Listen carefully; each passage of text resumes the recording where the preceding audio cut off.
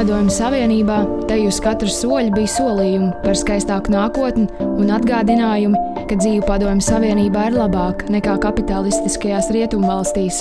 Realitātē dzīves līmenis bija zemāks, un cilvēkiem nācās saskarties ar dzīvokļu, pārtikas un citu preču trūkumu, lai gan kino sižeti atainoja pretējo – pilnus veikalu plauktus.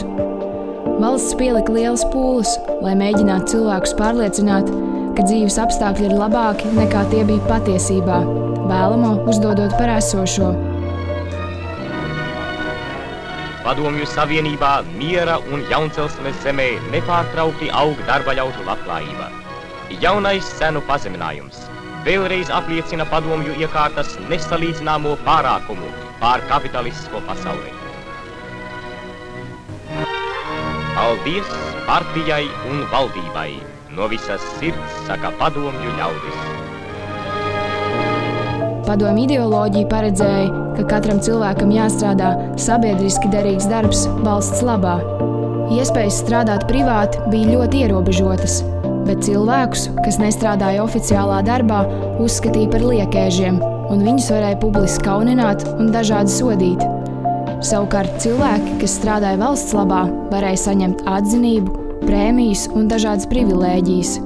Savā ziņā tā bija kā sacensība uzņēmumu un to darbinieku starpā.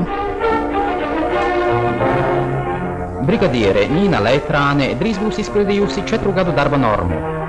Komjauniete Zinaida Volčkova un Tamāra Koprālova savstarpēji sacenšoties ikdienas pēc 200%.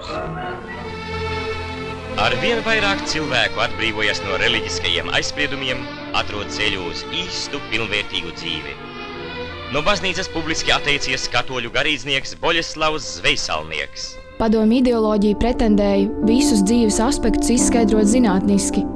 Citas ideoloģijas tā uzskatīja par kļūdainām un vērsās arī pret reliģiju un ticīgajiem. Reliģisku svētku vietā ievies padomju tradīcijas, bet reliģijas lomu centās mazināt un izskaust. Šo pašu Bībeles maldīgo mācību, kur kādreiz cilvēkiem sludināju, līdz pat savai nāvei atmaskošu līdz pēdējam, lai arī viņi ietu pa gaišo zinātniskā pasaules uzskata ceļu. Ikdienā par padomju ideoloģiju atgādināja plakāti uz māju sienām, komunismam veltīti sarkanie stūrīši sabiedriskās iestādēs un speciāli veidot kinožurnāla sižeti. Atzīmējot Baltijas 20 gadus, Maskavā atklāja Igaunijas, Lietuvas un Latvijas mākslinieku darbu skati. Mūsu šodienas dzīve, padomju tautas centieni un darbs atspoguļojas ikvienā eksponātā. Skatītāju atzinīgu novērtējumu ieguva latviešu mākslinieku daļradē. To vidū Eduarda Kalniņa latviešu zvejnieki Atlantijā, Edvīna Andersona ostā, Edgara Iltnera zemes saimnieki un Oto Skulmes Ļeņins Latviešu sociāldemokrātu kongresā Briselē.